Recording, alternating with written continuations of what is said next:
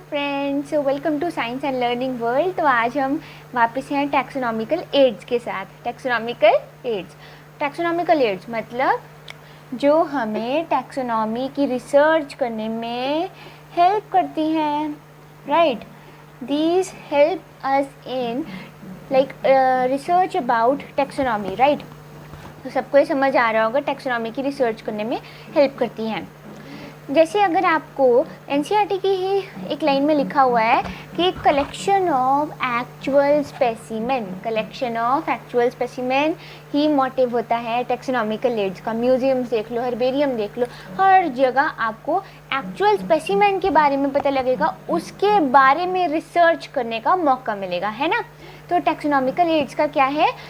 Collection of actual specimen. NCERT की line है, ज़रूरी है नीट के लिए, ठीक है।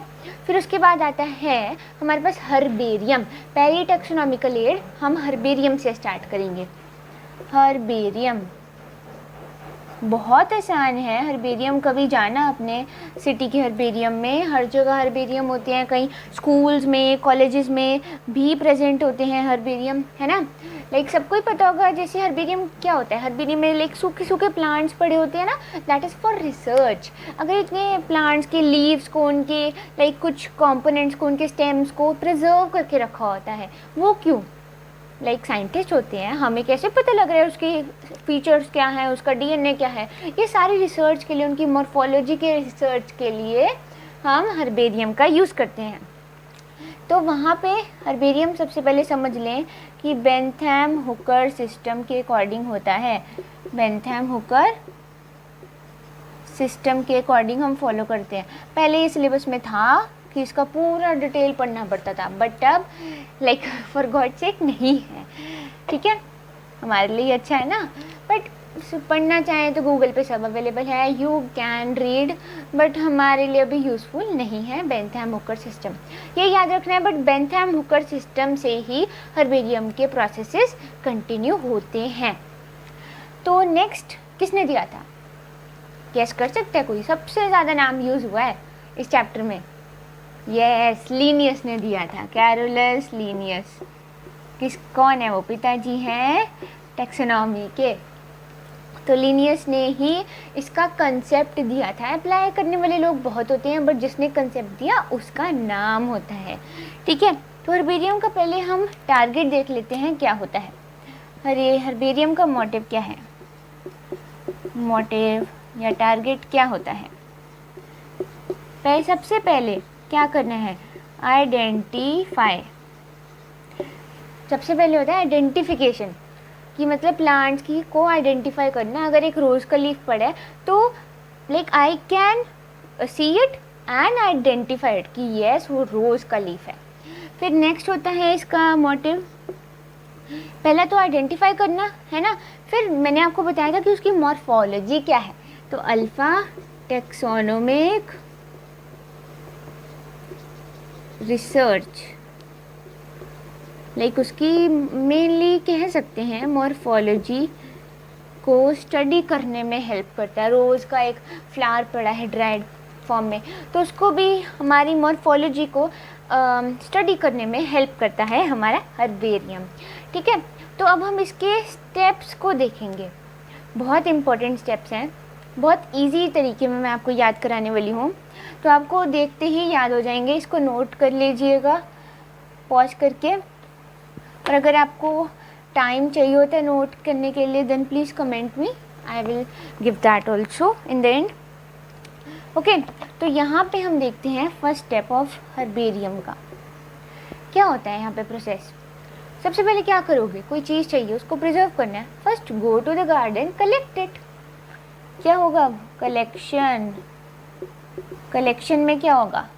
Minimum damage. जो भी कलेक्ट कर रहे हैं आप, उसको मिनिमम डैमेज होनी चाहिए। ऐसा नहीं कि आपने छोटा सा पीस लीफ का आपके हाथ आया जिससे कुछ स्टडी ही नहीं हो सकता, राइट। अब फिर उसके बाद क्या करना है? हमने उसको ड्राई कर देना है।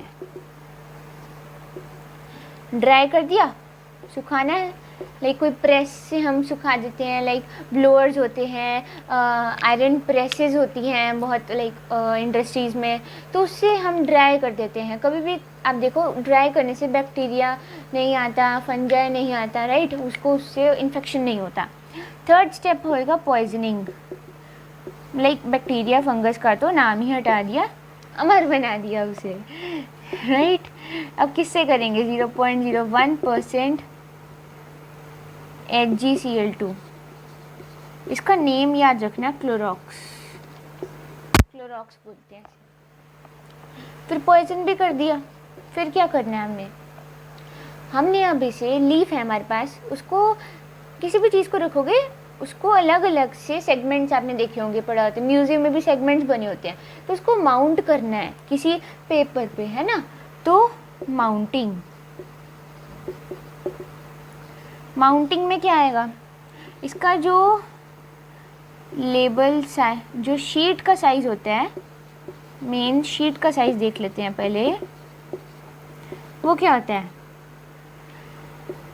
16.5 इंचेस इंटू 11.5 इंचेस, या 41 सेंटीमीटर इंटू 29 सेंटीमीटर।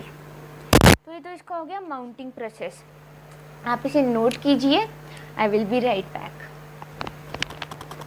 हाँ जी, तो आई थिंक आपने नोट कर लिया होगा। तो फिर अब आते हैं next step, that is labelling. ये स्टेप हो भी सकता है बट आप इसको माउंटिंग के अंडर ही रख सकते हैं, I will not include it as a separate step. Labelling में क्या होता है कि आप एक लेबल बनाते हैं जिसमें फर्स्टली उसका साइंटिफिक नेम लिखते हैं, scientific name, then common name, English में इंग्लिश वाला कॉमन नेम। अनियन बोलेंगे, अनियन लिखना, कांदा नहीं लिखना, राइट। तो अनियन ऐसे लिख दिया, कॉमन नेम जो इंग्लिश में है, साइंटिफिक नेम, और फिर आपने लिखना है इसका कलेक्टर का नाम,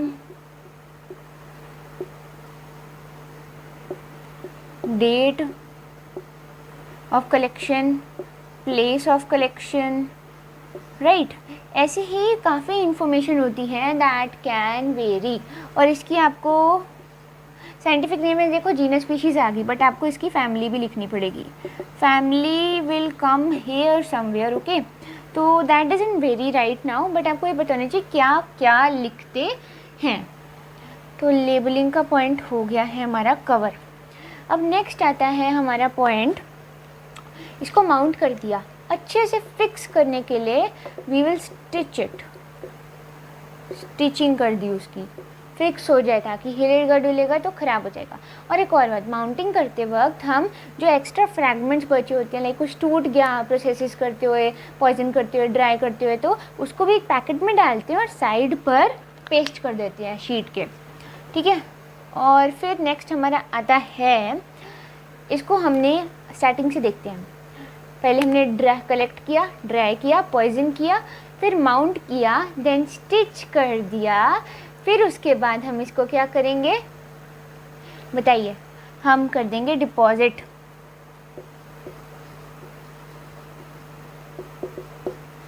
हर्बेरियम में, है ना। तो ये सब स्टेप्स है हर्बेरियम के। आई होप आपको ये समझ आया होगा। तो I will be right back with the next taxonomical add.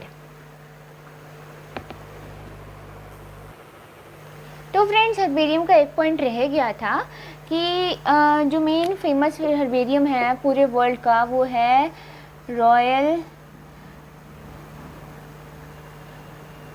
India का देख लीजिए, सेंट्रल नेशनल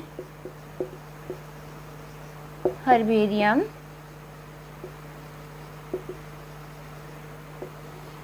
जो कहाँ है? इंडियन बोटैनिकल गार्डन, बहुत फेमस है, बनियन ट्री भी है वहाँ और लोटस भी है बहुत फेमस।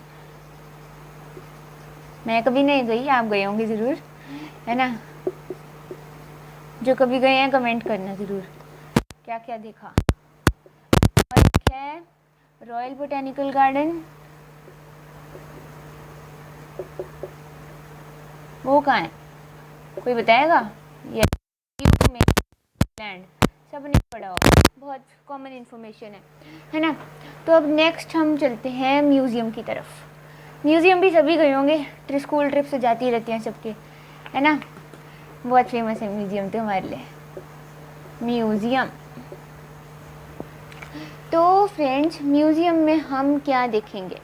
म्यूज़ियम में सबसे पहले आता है, यहाँ पे ड्राई करके नहीं रखते, पहली बात। प्लांट्स और एनिमल्स दोनों के लिए, हर्बेरियम तो प्लांट्स के लिए था ना, plants and animals, plants and animals दोनों के लिए है।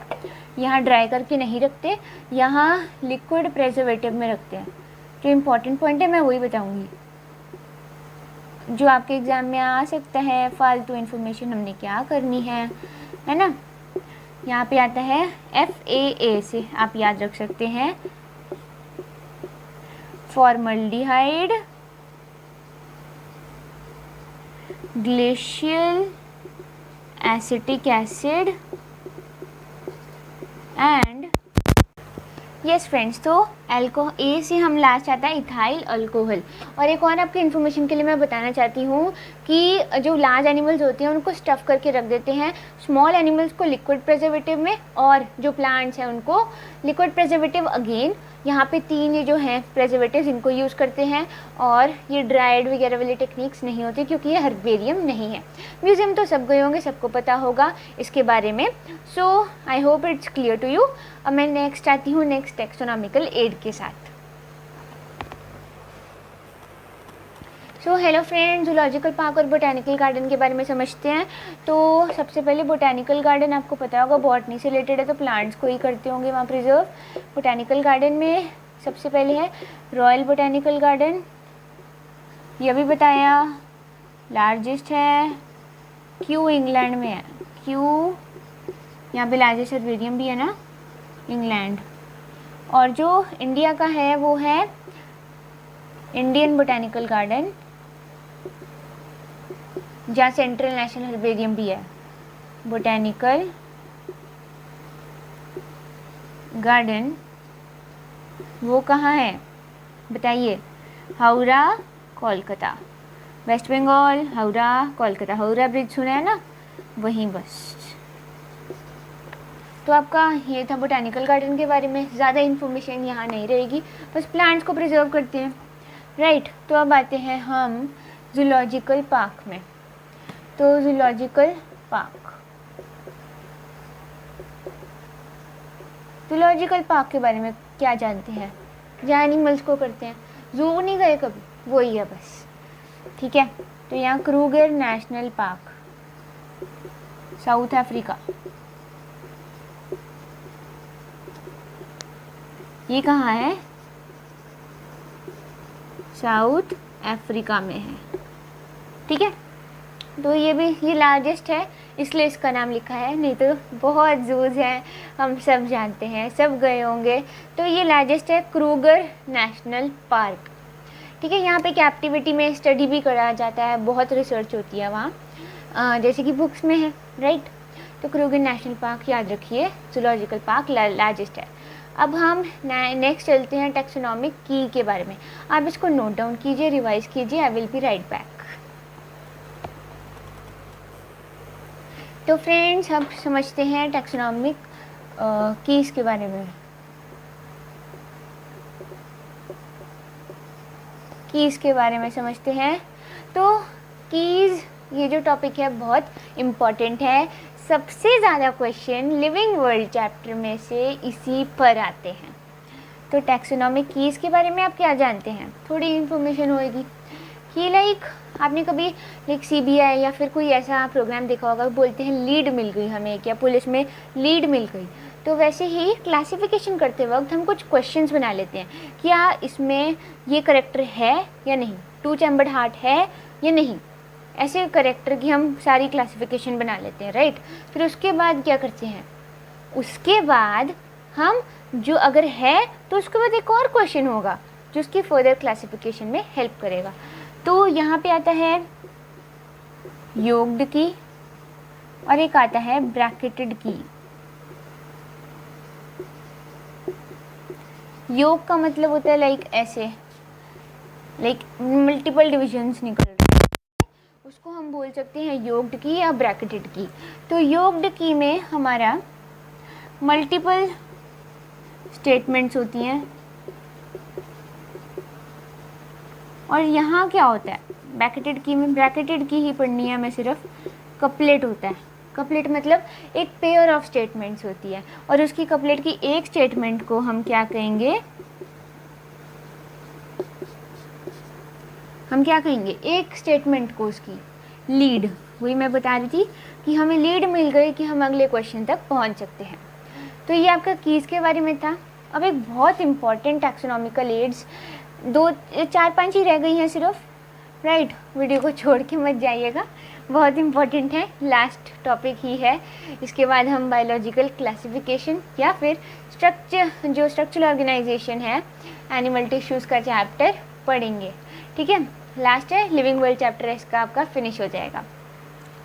तो अब इसके बाद हम पढ़ते हैं, बहुत इंपॉर्टेंट डिफरेंस है, लोगों को समझ नहीं आता है। तो सबसे पहले जो नॉर्मल वे है उसके अपोजिट में पढ़ा रही हूँ, बट इसी से आपको समझ आएगा। कैटलॉग, कैटलॉग क्या होती है, हर चीज़ का नाम दिया होता है, तो इसमें भी हर प्लांट का नाम दिया होगा। एनिमल के बारे में हमने यहाँ पढ़ना ही है, ठीक है। तो नेम्स लिस्टेड, इतना ही लिखिएगा, नहीं तो कंफ्यूज हो जाएंगे बाकी डेफिनेशन देखकर। ये आपको ऑप्शंस में मिल जाएगा, उसकी इतनी बड़ी स्टेटमेंट में नेम्स का लिस्टेड ये सब मिल जाएगा, तो इससे आपका आंसर बन जाएगा। फिर आता है आपका फ्लोरा। चलो कैटलॉग तो हो गया, इससे कम तो नहीं जा सकते, इससे ज़्यादा कैरेक्टर में बढ़ सकते हैं ना, नेम्स हो गया।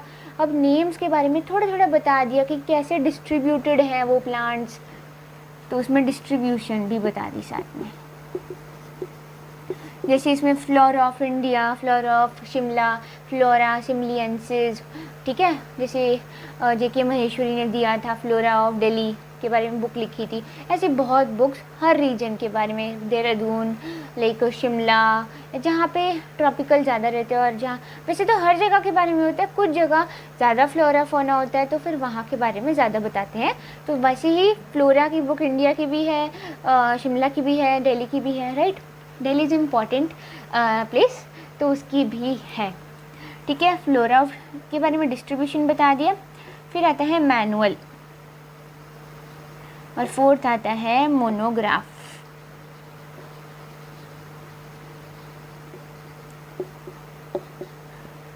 यही है सिर्फ, ठीक है। तो मैनुअल में क्या बताएंगे, डिस्ट्रीब्यूशन भी बता दिया आपका, और आपका हमने कैटलॉग में क्या बताया, नेम्स लिस्टेड, फ्लोरा में डिस्ट्रीब्यूशन बता दिया। मैनुअल में क्या बताएंगे, अब डिटेल बता दो, और कैरेक्टर्स नहीं करेंगे हम डिफ्रेंशिएट। पहले नेम बताया, उसकी डिस्ट्रीब्यूशन बता दी, इसमें डिटेल नहीं बताई फ्लोरा में। और फिर जो मैनुअल है उसके अंदर सारा डिटेल बता दिया हमने। और मोनोग्राफ में क्या किया, एक ही टैक्सॉन मतलब एक ही एक जीनस के बारे में बता दिया, सारे जीनस जो भी हैं वहाँ, सारी स्पीशीज़ के बारे में बता दिया, या सारे फैमिलीज़ के बारे में बता दिया, राइट। तो only one taxon detail, like Solanum के बारे में, वहाँ सोलेनम भी होता है, वहाँ ट्रिटिकम भी होता है, बट ये बताया नहीं कि सोलेनम ट्यूबेरोसम भी होता है या मेलॉन्जेना भी होता है, लाइक सी। तो सोलेनम बताया, ट्रिटिकम बताया, तो उसके नीचे वाले डिविजन्स के बारे में नहीं बताया, ठीक है। तो ये था डिफरेंस, ये बहुत इंपॉर्टेंट स्लाइड थी, तो आप इसको नोट डाउन कीजिए। और यहीं हमारा ये वाली क्लास ख़त्म होती है। आई होप आपको बहुत पसंद आई होगी ये क्लास। अगर कोई एडिशंस है, सजेशंस है, then please do comment me, I will improve it, okay. तो if you like it then please like it, subscribe मत करना भूलना, ठीक है, and share. Bye bye, keep studying.